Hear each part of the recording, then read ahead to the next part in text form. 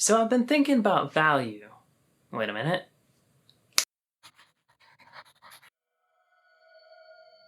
Hi, my name is Konstantin and this is the Konstadrome. So I've been thinking about value. Wait a minute. There we go. No, not that kind of value. Because not everything is black and white. You can shave off your Italian mustache, put down your painter's hat and your brush. No, we're not talking about the values of color or the values in paintings. And I know, I see all the math people in the back getting excited, just rubbing their hands, but no, I'm sorry, okay? But we're not talking about mathematical values either. Although everything is sort of related when you think about it, although if you think about ideas and concepts being related, then that means that two concepts can just get together and then produce another concepts, and then it's just like, oh my god, it's like cousins. Oh, don't think about it, okay? Don't just don't think about it. What I am talking about is value in the simplest definition of things, as in the worth of something, and that could be monetary or that could be not. And we'll touch on that a little bit later. Now you might be thinking, value, isn't that when you get a lot of stuff for a little amount of money? Like when you go to a wholesale store and there are 7 cakes for $12, so you take them home.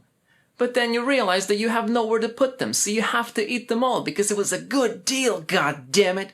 Fast forward, you're in the gym, sweating, on a treadmill. There's a fit guy behind you yelling, 1 more minute, lose that fat, tone those muscles now. Some days, you feel like giving the hell up, but there's this cute girl running next to you, and every time you look at her, she gives you a smile. Fast forward, 3 years later, you work as a personal trainer in a gym now. The guy that used to train you, his name is Caleb. You're best friends now. You drink protein shakes together. The girl, she doesn't come often anymore, and when she does, it doesn't seem like she's interested in running. It might be time to ask her out. Was it worth it? Was that good value? Who knows? But the cake was good. You missed the cake. Of course, we can't talk about value without talking about supply and demand. And the great example of supply and demand is pineapple? Wait a minute. Is that no? It does say pineapple. I guess we're talking about pineapples then. The reason pineapple is such a good example of supply and demand is because it was unknown to Europeans until it was discovered in 1493. Now I should note that we're mostly talking about European and North American markets because pineapple existed in South America way before it was discovered.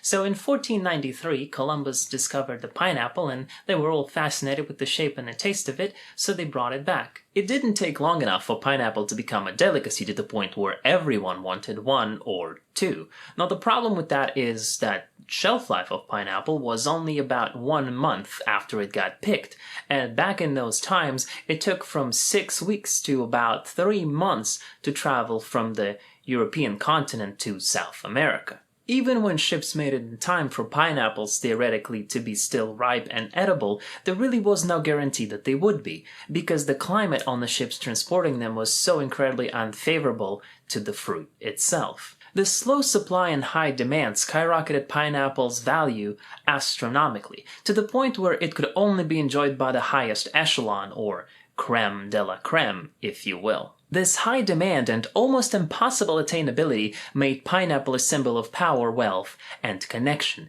So much so that King Charles II of England posed for an official portrait receiving pineapple as a gift. Just think about it for a second. If you were common folk back then in England and you wanted to meet the king, your best bet was to believe in reincarnation, die, reincarnate as a pineapple, survive the voyage on the ship, and then get an audience with the king. This illustrates a very simple principle that the less of something there is, the more it costs, and the more of something there is, the less it costs. Well, usually. Now you might be thinking, Konstantin, that's ridiculous. I would never pay X amount of money for a pineapple. And you might be right, theoretically. On paper. Based on logic. However, we have to remember that any given item is worth as much as any given person is willing to pay for it. And that in itself is a personal value-based judgment, and don't worry, we'll talk about just a little bit later.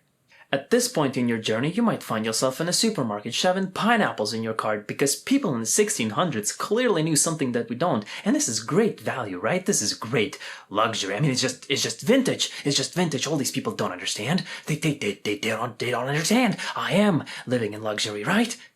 Right? Please just tell me that I am living in luxury. Well, yes and no. If we compare ourselves to the way people lived in the 1600s, then yes, absolutely, every single one of us is living like a king. However, if we look at the standards of modern luxury, perhaps then maybe we're just normal. But normal isn't bad. And when I say normal, I don't mean normal as in basic, and I don't mean that in terms of personality, dreams, goals, aspirations, or anything else. All we're talking about is just value that surrounds us. And before you go and you rethink your life, you have to remember that there are two types of values, that there's intrinsic value and that there's instrumental value, and that not everything that's defined as value is actually monetary. In the simplest terms, intrinsic value is something that has value within itself, like friendships or love, and instrumental value is basically something we need to survive, like money. So when I say normal, I'm talking about striking a balance between intrinsic and instrumental value. Too much instrumental value can potentially leave you lonely and unsatisfied, and too much of intrinsic value can leave you potentially, well, homeless. And I know what you might be thinking. Some of you are so smart. Some of you have figured it out. Some of you are thinking, wait a minute. If friendships are intrinsic, and friendships are with other people, and other people have intrinsic and instrumental values, why don't I just become really good at friendships and then capitalize on them providing me with instrumental value? In other words, why can't I just become really good friends with somebody and then live in their house, eat their food, and drive their car? Well, look at my watch. Listen to my voice. We are becoming the best of friends. Yeah, that's not gonna work. So before you start feeling bad about the fact that you need to keep acquiring instrumental value and start feeling like a hamster in a loop, just remember that a hamster doesn't have the intellectual capability to even think about instrumental values. A hamster does not want a Ferrari, but it certainly doesn't take a hamster 3 years to ask a girl out whose name is Sophie and who's been jogging next to you on a treadmill for 3 years. Well, positives and negatives. The reason some people might be struggling with value, especially those born at the end of the 20th and in the 21st century, might be due to the fact that they have been born into the technological norm. And what I mean when I say technological norm is that if you have been born into a world where computers, planes, and cars are the norm, if they existed the entire time you have been alive, then you can't really picture a world without them. By the same token, you don't really think about them disappearing. In fact, you think about them evolving and just becoming better. Therefore, you don't see your life without them. Of course, there's nothing wrong with technological progress or having things that are available to us. However, if we take them for granted, we might become entitled, which then in turn will make us more and more frustrated with the things we have instead of actually enjoying the value that they provide. If we compare our lives right now to the lives of people in the 1600s, we will be able to see that every single item that was created since then provides us with incredible value. And I know some of you might be thinking, shut the hell up, what do you want me to do, just take all my items and get rid of them so I can teach myself a lesson in how to value things? No, well, of course not. What I am saying is that the problem doesn't necessarily lie in the items or having the said items. The problem might lie in how and where we actually place the said value judgment. Just because we might not value the things that we have doesn't mean that we don't value anything at all. Considering the fact that most of the population has almost everything that they might need, we shift our value from the actual functionality of the item towards luxury and desire. Now let me explain. I'm not saying that you shouldn't buy things if you have money, or that you shouldn't desire things, or that you shouldn't strive for luxury. No, not at all. What I am saying is that sometimes it might be beneficial to put things that you desire on hold in order to maintain the balance between the intrinsic and the instrumental values to be happier in the long run.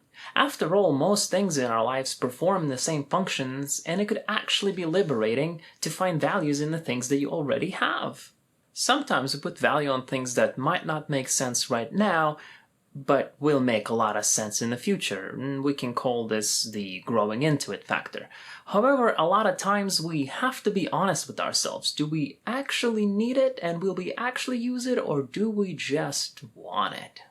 For example, do we really need a 7-seat SUV if we have no dogs and only one child? To which you might say, yeah man, I definitely need it. What if Sophie has triplets? You know, completely ignoring the fact that she's been on birth control since your first child and you've had a vasectomy. However, it is worth noting that sometimes the value is not placed on the item itself, but rather on the idea or on what the item represents. Let's say you always wanted to have 5 kids and having this SUV gives you peace of mind, then absolutely go for it if it makes you feel better and keeps you off thinking about it. But if it makes you happy for a little bit and then it quickly loses value, then you might just be escaping, and that's a whole different topic in its own. Now you might be thinking, hey, how dare you judge my lifestyle? To which I say, hey, how dare you accuse me of... What? No, man, I work at Papa John's. The girl?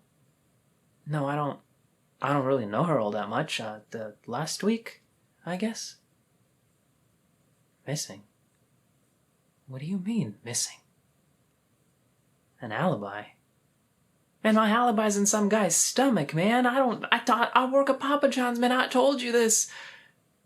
What? No. Yeah, he got the value back. What the hell else do you think? Just let me go home. I just want to go home. Just please. Please. Oh.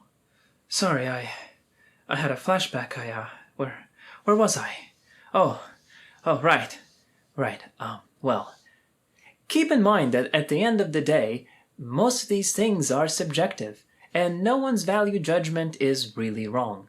However, I'd like to think that the next time you're making a value-based decision, you will remember what we talked about in this video, and you'll think about if you actually need it, or do you just want it? Will it make you happy in the long run, or is it just something to fill the void for the time being? And sometimes we do need to fill the void for the time being, but that is also a completely different topic. Most importantly, I hope that you remember that people and relationships in general have much more value than we might think.